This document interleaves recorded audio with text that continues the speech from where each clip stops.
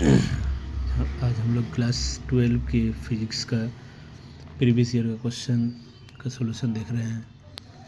यहाँ पर सबसे पहले क्वेश्चन नंबर 1 देखेंगे। तो क्वेश्चन नंबर 1 में जो ऑब्जेक्टिव क्वेश्चन रहता है, ये हम लोग का जो सेट है वो सेट है यहाँ पर 5, 5, 1, 3 एंड 1, ये वाला सेट है। ये वाला सेट को हम लोग देखते हैं और यहाँ से जो क्वेश्चन है सेक्शन ए का, सबसे पहले question number 1, for independent wave the wave expression as. तो वेव एक्सप्रेशन किस हम लोग से कर सकते हैं, इसका 4 ऑप्शन दिया हुआ है यहाँ पर। y1 बराबर a1 sign omega T, y2 बराबर a2 sine 2 omega t, y3 a3 sine omega t and y4 a4 sine omega t plus π/2। तो इसको हम लोग साइन ओमेगा टी प्लस π/2 को कोस π/2 भी लिख सकते हैं। तो यहाँ पर बोल रहा है फिर उसके उसी क्वेश्चन में है कि the interference of the wave is possible in, किस में पॉसिबल है, 1 एंड 2 में, ऑप्शन नंबर 1, 2 में, उसके बाद 3 एंड 4 में, इसके बाद 1, 2 एंड 4 में एंड ऑल ऑफ देम में, किस में। तो यहाँ से याद रखना है, इसका जो सोल्यूशन यहाँ पर लिखे हैं कि इंटरफेरेंस अकर व्हेन 2 और more waves of the same frequency overlap in the medium. तो इंटरफेरेंस जब भी होता है, 2 या 2 से ज़्यादा वेव जो होता है वो जब ओवरलैप करता है और उसका फ्रीक्वेंसी सेम होना चाहिए, तभी वो ओवरलैप हो पाएगा और उसका इंटरफेरेंस हो पाएगा। तो यहाँ पर हमें देखना है कि किसका किसका सेम फ्रीक्वेंसी होता है। अब फ्रीक्वेंसी जो डिपेंड करता है वो ओमेगा पे डिपेंड करता है। ओमेगा मतलब होता है कि इसका एंगुलर वेलोसिटी होता है। तो यहाँ से हमें दिख रहा है कि जो equation number 1, equation number 2 and equation number 4 जो है, इसका सबका सेम एंगुलर फ्रीक्वेंसी है। तो सेम एंगुलर फ्रीक्वेंसी होने का मतलब हम लोग को पता है कि जो एंगुलर फ्रीक्वेंसी होता है वो ओमेगा बराबर होता है 2πf है। मतलब कि जो फ्रीक्वेंसी होता है वो एंगुलर वेलोसिटी पे डिपेंड करता है।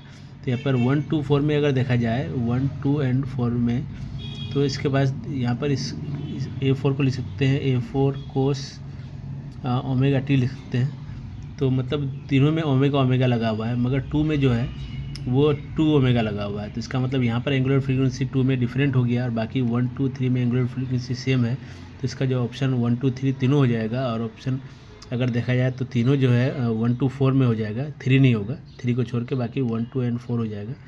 तो ऑप्शन नंबर सी इसका करेक्ट हो जाएगा। उसी तरह अगर देखा जाए तो क्वेश्चन नंबर 2 में यहाँ पर दिया हुआ है कि an electromagnetic wave passes from vacuum into A dielectric medium with relative electric permittivity 3/2 दिया हुआ है। इलेक्ट्रिक परमिटिविटी को ER से इंडिकेट करते हैं एंड रिलेटिव परमिटिविटी 8/3 दिया हुआ है। रिलेटिव परमिटिविटी को 8/3 से इंडिकेट करते हैं। तो देन इट्स, तब इसमें क्या होगा, यहाँ पर ये सिंबल होता है वेवलेंथ का, इसको लेमडा बोलते हैं। तो wavelength is double and frequency, ये सिंबल फ्रीक्वेंसी का होता है। Frequency remains unchanged, wavelength is double and frequency is halved, wavelength is halved and frequency unchanged and wavelength and frequency both is unchanged।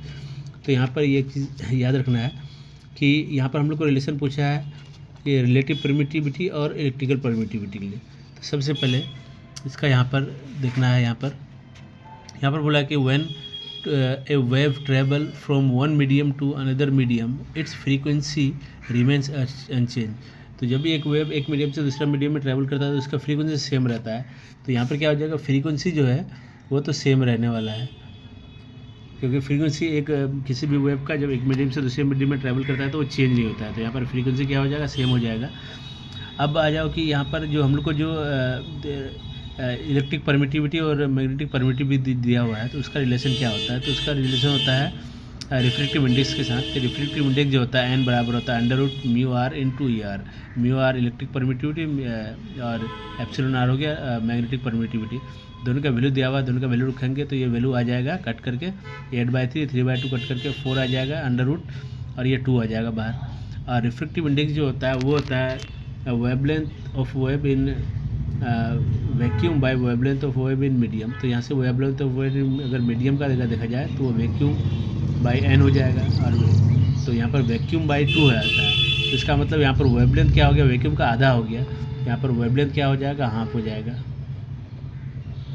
तो कौन सा ऑप्शन है, यहाँ पर same frequency and wavelength half यहाँ पर दिखा रहा है। तो वो ऑप्शन नंबर जो था हम लोग का कि wavelength is halved and frequency is unchanged, तो ये ऑप्शन नंबर सी करेक्ट हो जाएगा। तो इस तरह से हम लोग नेक्स्ट जो क्वेश्चन का देखेंगे वन बाय वन करके।